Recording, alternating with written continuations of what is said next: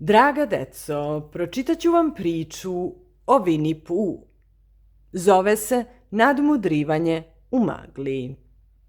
Jednoga dana, dok je dugohi šumski baštovan vredno radio, začu se veseli tigrov glas. Zdravo, javi se Prugonja, spreman za skok. Ne, tigre uzviknu Zekoho pokušavajući da ga zaustavi, ali bilo je prekasno. Preskočivši ogradu, tigar ga je već oborio na zemlju. Zašto moraš stalno da skačeš, promrmlja baštovan.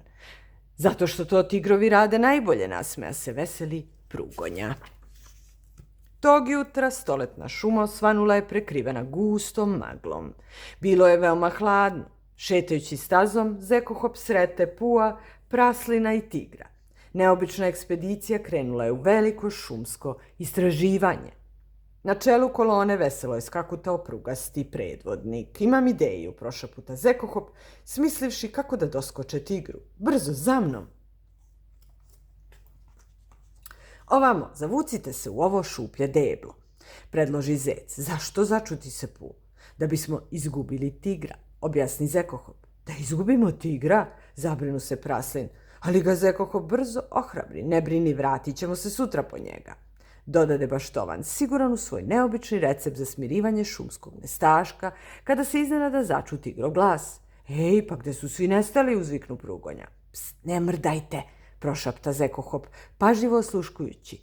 Ne našavši prijatelje, tigar odskakuta dalje u šumu. Zadovoljan svojim planom koji je trebalo da prevaspita tigra i zauvek ga odvikne od skakutanja, Zekohop povede družinu nazad kući. Zar nismo već jednom prošli ovuda, upita Pu zbunjeno razgledajući peščaru. Jesmo li se izgubili, uzdahnu praslin zabrinuto. Naravno da nismo, šta ti pada na pamet, odgovori Zekohop tumarajući kroz maglu. Sačekajte me ovdje i vidjet ćete da sam u pravu. Umorivši se od čekanja u magli, Pu i praslin neosetno utonuše u san.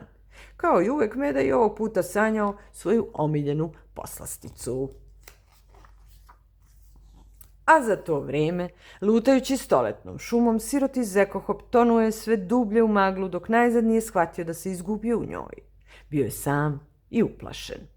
Hej, Zekohope, pozdravi ga tigar veselo skakućući. O, tigre, otkud ti, začudi se Zekohop. Mislio sam da si se izgubio. Ko je šta, tigrovi nikada ne mogu da se izgube, ponosno odgovori Prugonja, predloživši svom prijatelju da ga vrati kući.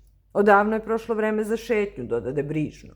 Uhvativši se za prugasti rep, Zekohop pođe za tigrom, prateći ga u stopu. Moraš priznati da je skakanje najbolji način da stigneš tamo gde si naumio, nasmeja se tigar i zaista u tren oka bili su pred Zekohopovom jazbinom.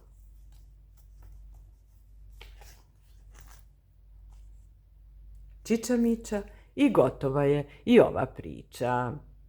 U sljedećem videu čitat ću vam neobičnu trambolinu.